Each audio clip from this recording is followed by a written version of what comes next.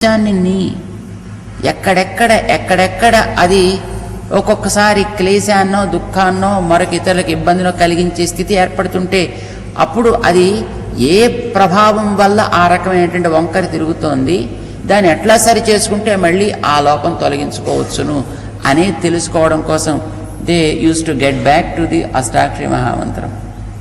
అష్టాక్షరి మంత్రంలో ఏం చెప్పింది అంటే మా అనేది జీవుడి యొక్క స్వరూపంలో కలిగేటటువంటి లోపాలను తెలియచేస్తుంది, దోషాలని తెలియచేస్తుంది.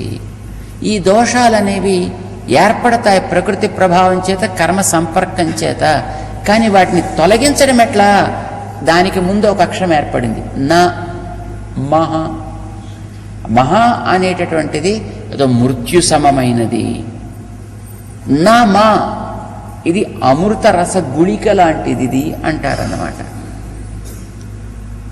ఆళ్వార్ చాలా తమాషాగా చెప్తారండి. నేను అనంటే కూడా అమ్మోచి ఎక్కడ పట్టేసుకుంటుందో అని భయం ఏంటండి, అహంకారం. నాది అంటే కూడా ఎక్కడ పట్టేసుకుంటుందో అని భయం ఏంటండి వారికి. మామూలుగా చెప్తుంటారు కదండి, ఏమండి నేనంటే అహంకారం, నాది అంటే మమకారం, అహంకారం మమకారాలు వదలాలండి అంటుంటారు. ఇప్పుడు అహంకారాన్ని వీడనాలంటే వీడు పట్టండి ఆ మాట అన్నాడు కదా, అంటే వీడిని పట్టేసుకుంటుందేమో భయం ఏంటండి. అంచేత అహం కారం, మమ కారం అలా కూడా అనరండి ఆళ్వారు. త్వంకారం తవకారం అంటారు. అహం అంటే నేనండి, త్వం అంటే నువ్వు, మమ అంటే నాది, తవ అంటే నీది సంస్కృతంలో. ఆ తర్వాత ఒక కారం ఒకటి ఉందనుకోండి, కొంచెం మండుతూ ఉంటుంది అది ఇప్పుడు. అంటే మనకి మండుతుంది, వాడికి మండుతుంది. ఈ కారము అంటే లేనిది ఉన్నట్టు అనుకొనుట. అంటే నేను నిజానికి ఇష్టం వచ్చినట్టుగా ఉండగలిగిన వాడు కాడు. ఈ నేననేవాడు కూడా వెనక దవడ నడిపిస్తుంటే నడుస్తున్నాడు. కానీ మనం అలా అనుకుంటున్నట్టండి, నాకెవడు అడ్డు, నన్ను కంట్రోల్ చేసేది ఎవరు కనుక, I'm by my self, that's it, ఇలా అనుకుంటూ ఉంటాం కదా.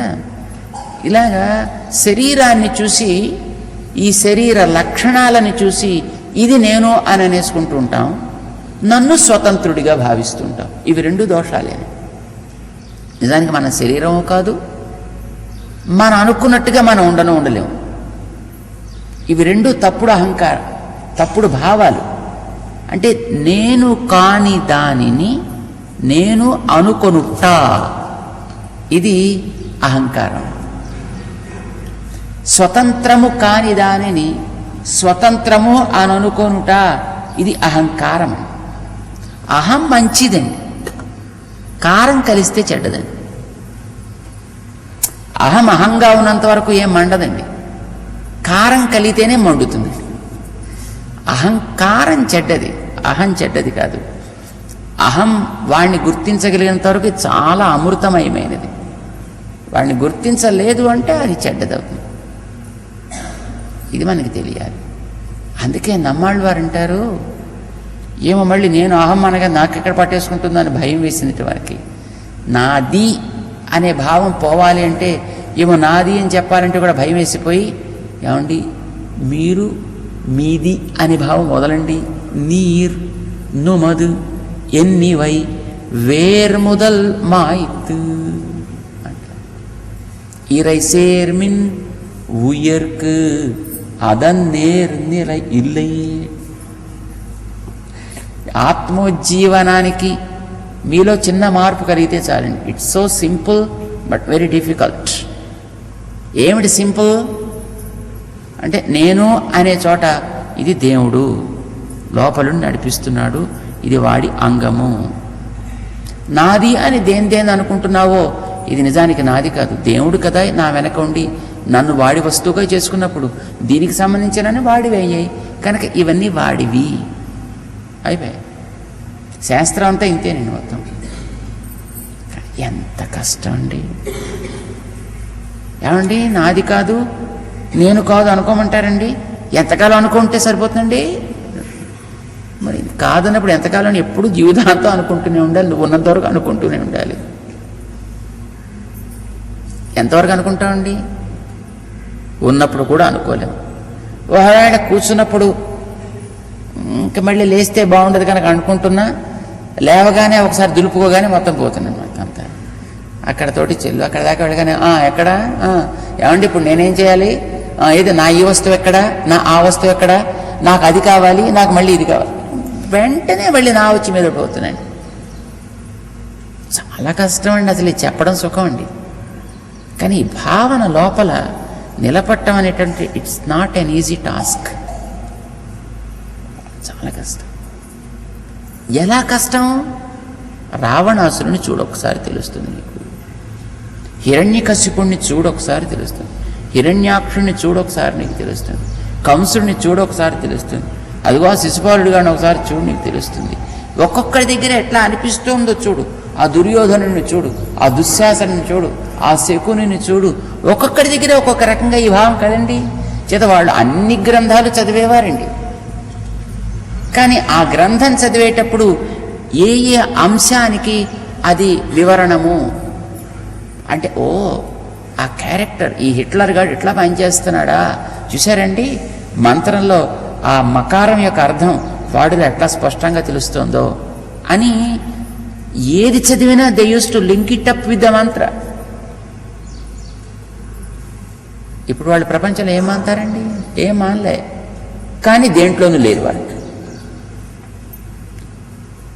మంత్రార్థాన్ని వాడు తలుచుకుంటున్నట్టే లెక్క, మంత్రస్మరణ వాడు నిరంతరం చేస్తున్నట్టే లెక్క.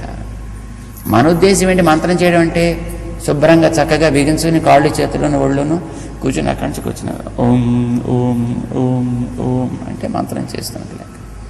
కాకపోతే కాదని మన ఉద్దేశం. మంత్ర అర్థం తెలుసుకోవడం అంటే ఏమిటి? ఈ గ్రంథం పెట్టేసుకుని ఇപ്പം ముక్షుక్కరి వేండం రహస్యం మూండ్రు అదిల్ ప్రథమ రహస్యం తిరుమంత్రం తిరుమంత్రితం శ్రీమెక్కుపోరుంబడి ప్రేమతోడే వేణు అందెక్క వేణు అని శుభ్రంగా సూత్రాలన్నీ వల్లించేస్తే మంత్రార్థం చదివేసినట్టు మనకి లెక్క. ఆ సూత్రాలన్నింటినీ కింద నుంచి పైకి, పైనుంచి కిందకి వల్లింపజేసేస్తే మనకి మంత్రార్థం తెలిసిపోయినట్లు లెక్క. నిజండి,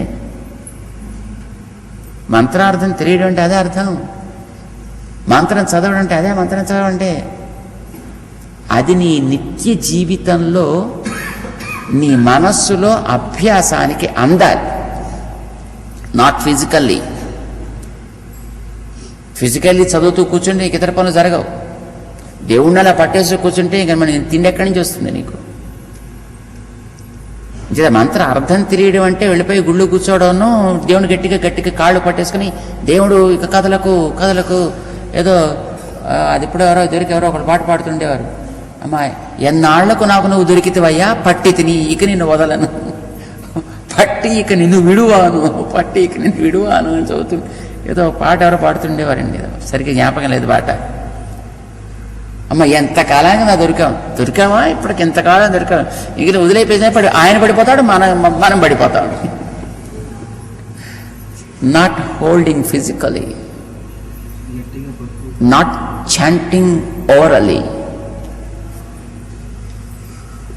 నోటితోటి చెప్తేనను శరీరంతో పట్టేసుకుంటే పట్టుకోవడం కాదు, మనస్సుతోటి పట్టవలే, మనసునందు నిలువవలే. ఆ నిలిచినది నీకు ఆచరణలోకి రావలే. అది నువ్వు ఏ స్థితిలో ఉన్నా, ఏ పని చేస్తున్నా, ఈ భావం నీ వెంట నిరంతరము సాగుతుంటే అప్పుడు నువ్వు ఎక్కడున్నా నువ్వు మంత్రంలో ఉన్నట్టే. అప్పుడు నువ్వు బాత్రూంలో ఉన్నావు, నువ్వు మంత్రంలోనే ఉన్నావు. నువ్వు భోజనం చేస్తున్నా మంత్రంలోనే ఉన్నావు. నువ్వు పడుకుని నిద్రపోతున్నా అప్పుడు నువ్వు మంత్రంలోనే ఉన్నావు. ఎందుకంటే నువ్వు పడుకుని నిద్రపోతున్నా నీలో జరిగే శ్వాస ఆ భావాన్ని నిరంతరం భావిస్తోంది. సో అప్పుడు కూడా నువ్వు మంత్రంతోనే ఉన్నావు, అప్పుడు కూడా నువ్వు మంత్రంలోనే ఉన్నావు. అందుకే ఇత్తై ఒழிయ వేరొన్నాల్ కాలక్షేపం పణ్ణి అరియార్గల్. మన పూర్వాచార్యులు ఈ మంత్రం తెలుసుకున్న తర్వాతటండి అసలు ఇది తప్పితే వాడికి క్షణకాలం కూడా ఇక జీవితమే లేదుటండి. ఏంటి? ప్రతి క్షణం, ఎస్, ప్రతి క్షణం దీన్నే వారు స్మరిస్తూ జీవించేవారు. ఎందుకని అంటే తెలియతగిన అర్థములన్నీ దీంట్లోనే పరిపూర్ణముగా ఉన్నాయి. అరియవేండుం అర్థమెల్లాం ఇదుక్కుళ్ళే ఉండు. మనిషి అయిన వాడు తెలుసుకోదగినవి ఏవేవి అన్నీ ఇందులో ఉన్నాయి. ఇందులో ఉన్నాయంటే బస్ ఏ శాస్త్రాన్ని అంతే కదా నీకు తెలియాల్సింది. తెలియవలసింది ఒక్కటి నీకు తెలిస్తే మొత్తం నీకు అన్నీ తెలిసిపోయినట్టే. అదొక్కటి తెలియకపోతే నీకు ఎన్ని తెలిసినా తెలియనట్టే. అవి 5 అర్థములు నిన్న మనం చెప్పుకున్నాం. నేనెవరు, నేను పొందాల్సినదేమిటి, పొందించేదెవరు, పొందడానికి సాధనం ఏమిటి, ఎందుకు పొందలేకపోతున్నాను, నేనెవరు, స్వస్వరూపము, నేనేమిటి పొందాలి, ఫలస్వరూపము, నాకు ఆ ఫలాన్ని అందించేదెవరు, పురుషార్థస్వరూపము, బ్రహ్మస్వరూపము. ఎలా పొందాలండి, ఉపాయస్వరూపము, సాధనము. ఎందుకు నేను పొందలేకపోతున్నాను, ఏదో అవరోధం వస్తున్నది. ఆ అవరోధమునే విరోధము అని కూడా అంటారు. విరోధం అంటే మన తెలుగు దెబ్బలాటండి కదా, వాడికి మాకు విరోధం అండి అంటుంటారు. విరోధం అంటే తెలుగులో దెబ్బలాట, కానీ సంస్కృతంలో ఒక అడ్డు, అవరోధము అని అంటాం కదా. అవరోధము అన్న, విరోధము అన్న, విరోధి అన్న సుమారుగా ఒకటే. అది విరోధి స్వరూపము అంటే అడ్డేదేదో ఒకటి ఉంది. అది ఎక్కడ అడ్డు, ఎట్లా అడ్డు, ఆ అడ్డు అనేటువంటిది ఫిజికలా లేక అది ఇంటలెక్చువలా, ఎక్కడి నుంచి వస్తోంది ఈ ఆటంకం అనేది, ఇది మనకి తెలియాలి. ఇవి 5. ఈ 5ంటిని కలిపి మన వాళ్ళు పొందతగిన జ్ఞానం కనుక దీనికి అర్థ పంచక జ్ఞానం. పిడలోకాచార్యులు వారు చెప్తారు, దానికి ఒక సూత్రం రాశాను, అదావద్ అంజర్థం. ఇదొక 5 అర్థములు. ఈ అష్టాక్షరి మహామంత్రం ఈ 5 అర్థాలు దీన్ని స్పష్టంగా చెప్పేస్తుంది కనుక అన్నీ చెప్పినట్టే. శాస్త్రాలన్నీ చెప్పేది ఆ 5 అర్థాలనే. 5 అర్థాలు శాస్త్రాల్లో అయితే ఎక్కడెక్కడికో వెళ్ళిపోవాలి. శాస్త్రాలంటే అన్నీ అక్కర్లేదు. మీరు ఒక రామాయణం తీసుకోండి, మీకు రామాయణం కథ వచ్చును కదండి. రామాయణంలో నేనెవరు అనే తను ఎక్కడైనా చెప్తోందా, వాడెవడు అనేది ఎక్కడైనా చెప్తోందా, పోనీ పొందాల్సిన ఫలితం ఏమిటని చెప్తోందా, సాధనం ఏమిటి చెప్తోందా, అవరోధం ఏమిటో చెప్తోందా రామాయణంలో? ఒకసారి గమనించండి, చెబుతోంది. నేనెవరు అంటే నేను ఎప్పుడు కూడా భగవంతుడితో ఉండాల్సిన వాడిని అనుకున్నాడు లక్ష్మణస్వామి. అనుకున్నాడు సీతమ్మ, నువ్వు ఇక్కడే ఉండిపోవాయి, నేను వెళ్ళొచ్చేస్తానులే అడవికి, ఎందుకు అనవసరంగా ఇబ్బంది పడతావు అంటే, నిన్ను వదిలి ఉండదగిన వ్యక్తిని కానయా, నీడవలే నిన్నంటి ఉండాల్సిన వ్యక్తిని నేను, కనుక నన్ను కూడా తీసుకుని వెళ్ళు సీతమ్మ. లక్ష్మణ, నువ్వెందుకయ్యా నాతోటి హాయిగా ఇక్కడే ఉంటే సరిపోలే అంటే, అన్నా నాకు ఇతరమైనవి ఎందుకయ్యా, నాకు దేవలోకం అక్కర్లేదు, నా దేవలోక ఆక్రమణం, నచ అమరత్వం అహంగురుని ఐశ్వర్యం వాపి లోకానాం కామయే నా త్వయా వినా. నాకు స్వర్గం అక్కర్లేదు, ఇంద్రలోకం అక్కర్లేదు, బ్రహ్మలోకం అక్కర్లేదు, ఇతరమైనటువంటి పదవులు అక్కర్లేదు, నాకు సంపదలు అక్కర్లేదు, నీతోటి నేనుండి నీ సేవ చేయగలిగితే చాలు. ఇది కదండి మన స్వరూపం భగవంతుడి విషయంలో. అయితే రాజ్యం కోరి వచ్చిన భరతుణ్ణి, అన్నా వచ్చేయి రాజ్యం మళ్ళీ నువ్వు తీసేసుకో, నాకు ఇచ్చిందనే నీకు ఇచ్చేస్తున్నా, పుచ్చేసుకో అని అంటే లాభం లేదనన్నా. నాన్నగారు పెట్టిన నియమం అది, నీకేం చెప్పారో అది నువ్వు చేయి, నాకేం చెప్పారో అది నేను చేస్తా. చేత ఎవరి బాధ్యతలు వాళ్ళు. నాన్నగారు పెట్టినవి పాటించడమే తప్ప మనకి వాటిని మళ్ళీ మార్చుకోవడం, ఎక్స్చేంజెస్ ఇలాంటివి ఏమి ఉండవా? ఒకవేళ మనం ఎక్స్చేంజ్ చేసుకోవచ్చు. ఇప్పుడు నాన్నగారే వచ్చి, నాయనా భరత నీకు ఇచ్చింది రాముడికి ఇచ్చాయి, రామ అడవికి నువ్వు వెళ్ళక్కర్లేదులే, నువ్వు రాజ్యం పుచ్చుకో అని మళ్ళీ ఆ నియమం పెట్టి నాన్నగారే వచ్చి చెబితే I do agree with it. కానీ నాన్నగారు అలా చెప్పడానికి లేరు. ఇప్పుడు ఆయన పరంబంధించేశారు, ఆయన చెప్పే అవకాశం లేదు ఇప్పుడు. అంచేత ఆయన చేసిన నియమాన్ని మనం ఎవరో హ్యాండిల్ చేయడానికి, let us follow, that's it. నీకు ఇచ్చిన రాజ్యం నువ్వు 14 ఏళ్ళు, నాకు ఇచ్చిన అడవిని 14 ఏళ్ళు నేను. అయిపోయిన తర్వాత 14 ఏళ్ళే నాన్నగారు చెప్పారు కనుక ఆ 14 ఏళ్ళు తీరిపోయిన తర్వాత కావాలంటే అప్పుడు వచ్చి నువ్వు చెప్పినట్టుగా నేను మళ్ళీ రాజ్యం తీసుకోవడానికి ట్రై చేస్తా. సంతోషించాడు ఆయన, కనీసం తనకి అప్పుడైనా వస్తా అన్నాడు. కానీ సరే 14 ఏళ్ళు నిజంగా నాన్నగారు లేరు ఇప్పుడు మళ్ళీ మార్చడానికి, సరే పోను అనుభవిస్తాను, ఏదో తంటాలు పడతా అన్నాడు.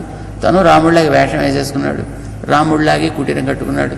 తను రాముడు తిన్నట్టే కందమూలాలు తింటానన్నాడు, తను నేల మీదే ఉంటానన్నాడు, ఊళ్ళో ఉండనన్నాడు. నందిగ్రామంలో వచ్చి అకరోద్ రాజ్యం రామాగమన కాంక్షయా, మళ్ళీ అక్కడికి వచ్చి రాముళ్ళు ఆ రాక కోసం ఎదురు చూస్తూ 14 ఏళ్ళు అట్లానే గడిపాడు.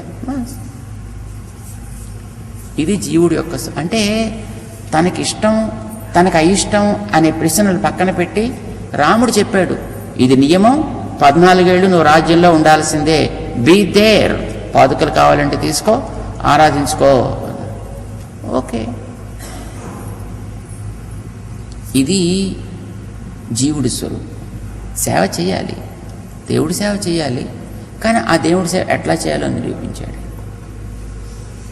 ఆయన తోటి ఉన్నా, ఆయన ఎడబాసి ఉన్నా ఆయన శాసనాన్ని పాటించుట నియమం, పాటిస్తానన్నాడు. 14 ఏళ్ళు అట్లాగే తను జీవించాడు. ఆయన జీవుడి యొక్క అంటే మంత్రంలో మకారము ఏదో ఇక్కడ ఓంకారంలో ఉండే మకారం కావచ్చు, నమఃపదంలో ఉండే మకారం కావచ్చు, నారాయణ పదంలో ఉండే నారా అనే శబ్దం చేత ఏర్పడ్డ జీవుడు కావచ్చు, ఆ అందులో ఉండేటటువంటి చివర ఆయా అనే పదం వల్ల తెలిసేటటువంటిది కావచ్చు. జీవుడు ఎలా ఉండాలి, ఏం చేయాలని చెప్తాను, జీవుడు యొక్క స్వరూపాన్ని నిరూపిస్తాం. అది వీడు తెలుసుకుంటాడు. మంత్రం చదువుతూ లేక రామాయణం చదవడం దీన్ని వాడు తెలుసుకోవాలి. రామాయణంలో కూడా ఉన్నాయి, కానీ ఎక్కడ ఉన్నాయి చూడండి, ఒక చోట లేవు కదా అన్నీ. ఇప్పుడు మనకి ఒక చోట ఉంటేనే అన్నీ అర్థం చేసుకోవడం కష్టం. అలాంటిది సీత గురించి ఒక కాంటెక్స్ట్లో వస్తుంది, లక్ష్మణుడి గురించి మరో కాంటెక్స్ట్లో వస్తుంది, భరతుడి గురించి ఇంకో ప్రకరణంలో ఎక్కడో వస్తుంది, ఏదో శత్రుఘ్నుడి గురించి మరో చోట ఎక్కడో వస్తుంది, శబరి గురించి ఇంకో చోట ఎక్కడో వస్తుంది, విభీషణుడి గురించి ఇంకో చోట ఎక్కడో వస్తుంది. అక్కడి నుంచి ఇక్కడ దాకా వచ్చేటప్పటికి అది మర్చిపోతాం, అక్కడి నుంచి 3వ చోటుకి వెళ్ళేటప్పటికి ఆ 2వది మర్చిపోతాం, 3వ చోట 4వ చోటుకి వెళ్ళేటప్పుడు మొత్తం అన్నీ మర్చిపోతాం. కానీ గ్రంథాల్లో అది చాలా విస్తారంగా ప్రతిపాదన జరగడం చేత దాని విషయంలో ఒక స్పష్టత అనేది మనకు కలగదు. అందుకే అష్టాక్షరి మహామంత్రాన్ని చదివితే నీకు ఒక చోట కన్సాలిడేట్ కనిపిస్తుంది, నీకు స్పష్టంగా కలుస్తుంది. పుష్పాల్లో తేనె ఉంటుందండి, చూసారు ఎప్పుడైనా మీరు పుష్పాల్లో తేనె? ఈ ఎర్ర గుత్తులు పచ్చ గుత్తులు లాంటివి ఉంటాయండి. ఆ గుత్తులు చక్కగా తీసి మేము వెనక నోట్లో పెట్టుకుంటే చక్కగా తీయగా ఉంటాయండి, మంచి తేనె వస్తుంది దాంట్లో. తేనె ఉంది దాంట్లో, 1 చుక్క 2 చుక్కలు 3 చుక్కలు అక్కడక్కడ. కానీ నీకు హాయిగా కాస్త దోశల్లో పోసుకుని తాగుదాం అని అనిపిస్తే నీకు తాగడానికి వీలయ్యేట్టుగా వస్తుందా? అది అక్కడక్కడ ఒక్కొక్క పువ్వులో కాస్త కాస్త కాస్త కాస్త అక్కడక్కడ స్కాటర్ అయిపోయి ఉంటుంది. ఒక తుమ్మెద, ఒక తేనెటీగ దాన్ని తెచ్చి ఒక చోట ఒక తేనె పట్టులో చేర్చి పెడితే దాన్ని నువ్వు హాయిగా తీసుకుని చక్కగా త్రాగడానికి వీలైనట్టుగా మన భగవానుడే స్వయంగా తెలుసుకోవలసిన ఈ 5 అర్థాలని అక్కడక్కడక్కడక్కడ శాస్త్రంలో అలా విస్తారంగా ఉన్నటువంటి వాటన్నిటినీ తెచ్చి ఒక చోట తాను దర్శించి, ఇదిగో తెలుసుకోవాల్సిన నీకు ఇక్కడే పెట్టేశాను, జస్ట్ ఎంజాయ్, అనుభవించవా. నువ్వు రామాయణం లాంటి గ్రంథాల్లోకి వెళ్ళి చదివితే అసలు అది దానికోసం వచ్చిందని కూడా నీకు తెలియదు. పైగా అది ఏదో కాసేపు సీతను గురించి చెప్తుంటే మధ్యలో లేడు వస్తూ ఉంటుంది, సీతను గురించి చెప్తుంటే మధ్యలో కైకి వస్తూ ఉంటుంది, సీతను గురించి చెప్తుంటే మధ్యలో ఇంకోటి ఏదో వస్తూ ఉంటుంది. నీకు అది ఈ విషయం స్పష్టంగా తెలుస్తోందనేటటువంటి ఒక అవగాహన కలగడానికి ఛాన్సెస్ లేవు.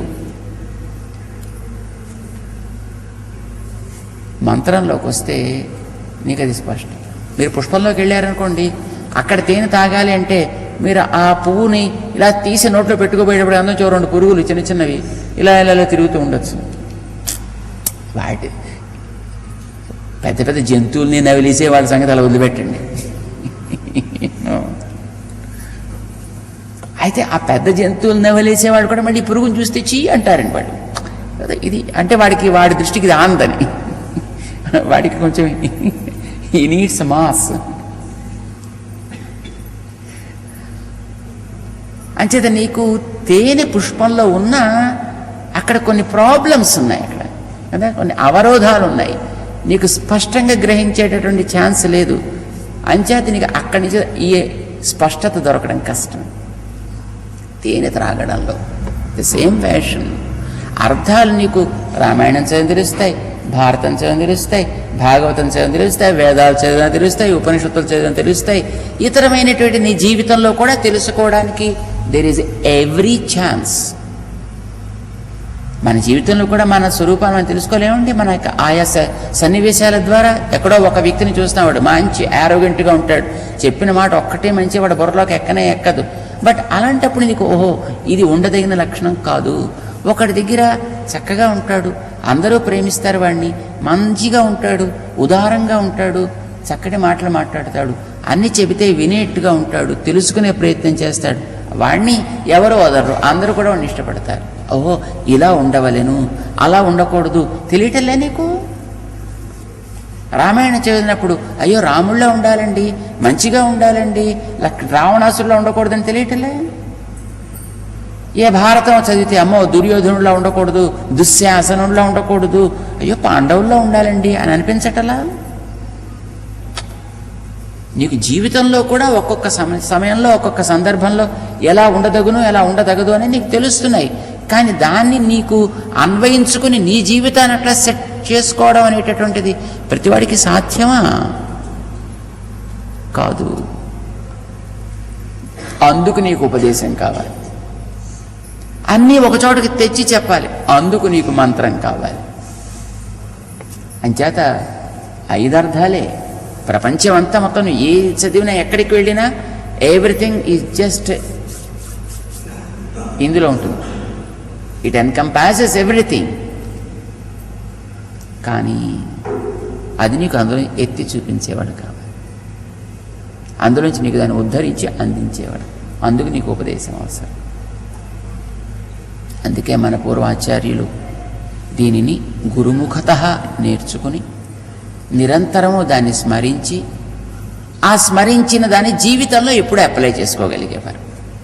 కేవలం చదవడం, కొంతమంది చదువుతారండి, గ్రంథాలు చదివేస్తారండి, చదివేసి కంఠస్థం చేసేస్తారు, వాళ్ళకి నోటుకు వచ్చేసును, వాళ్ళకి అక్షరాక్షరం శుభ్రంగా వాళ్ళు ఒంటి నిండా ఉంటాయండి, ఒంటి నిండా రోమాల్లాగా, అంతే.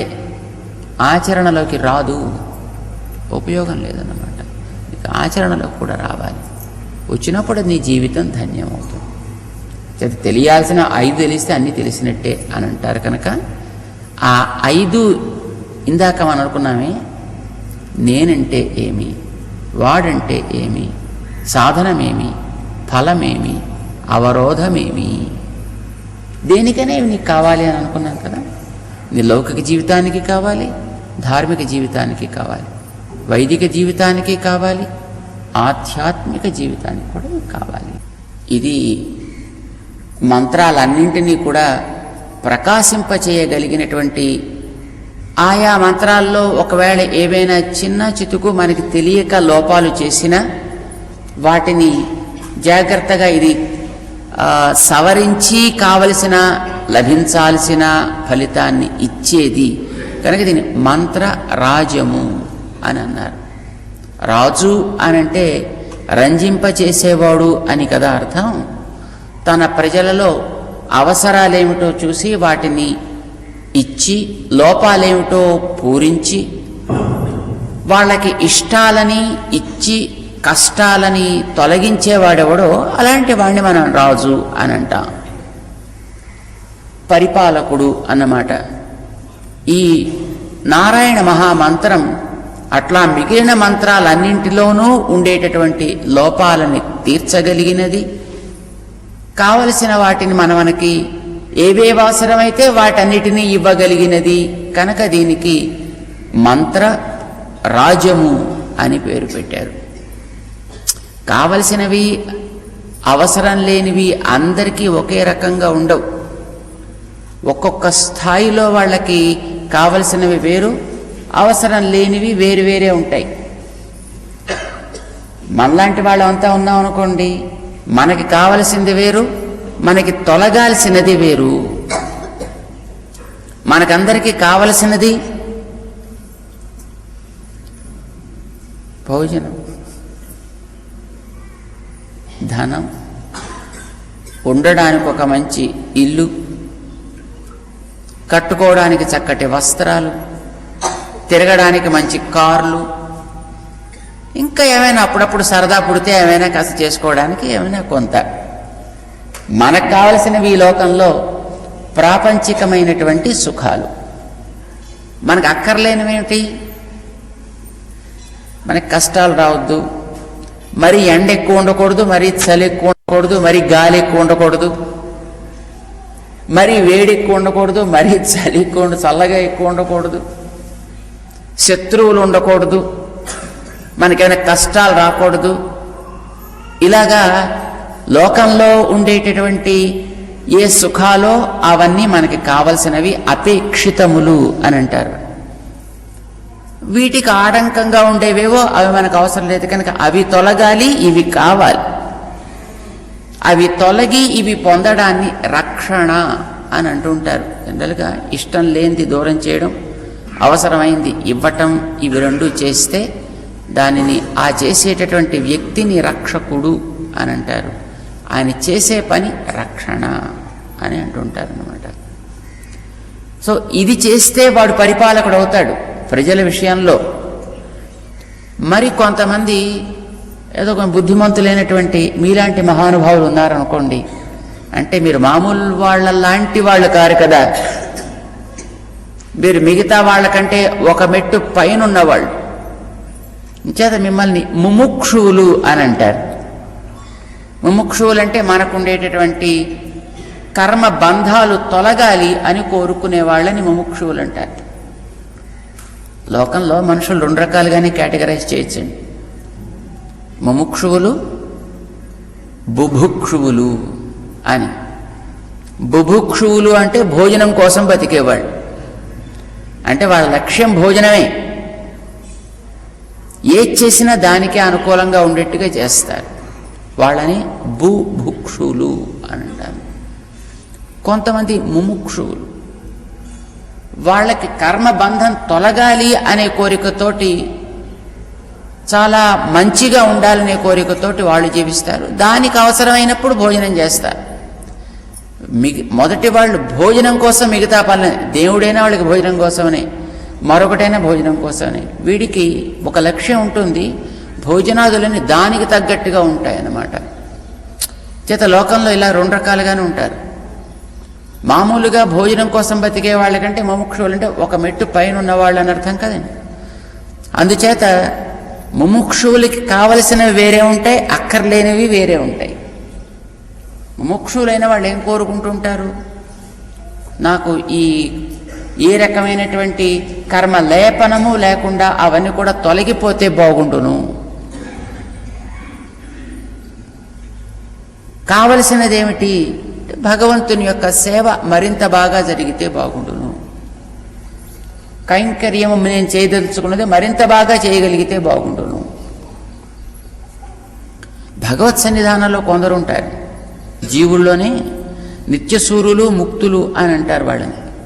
ఈ విశ్వంలో, ఈ ప్రపంచంలో ఉండేటటువంటి జీవులు, వాళ్ళు దేవతలు కావచ్చు, మనుషులు కావచ్చు, జంతువులు కావచ్చు, క్రిములు కీటకములు కావచ్చు, పక్షులు కావచ్చు, వీటన్నిటినీ కూడా బద్ధ జీవులు అని అంటారు.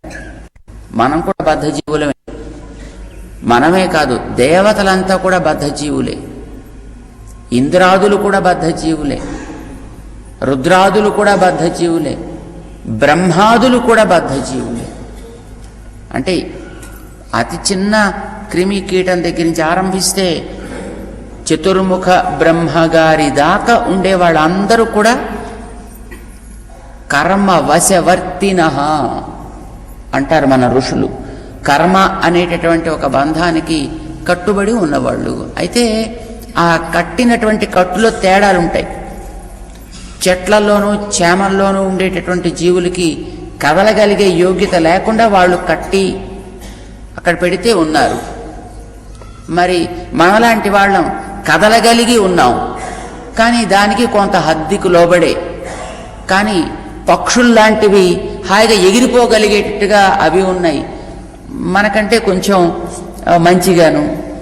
మరి దేవతల్లాంటి వాళ్ళు మనలాగా ఇబ్బందుల పాలు కారండి. మనకు ఆకలి వేస్తోందనుకోండి ఇబ్బంది, దాహం వేస్తోందనుకోండి ఇబ్బంది. ఈ ఆకలి దప్పులకి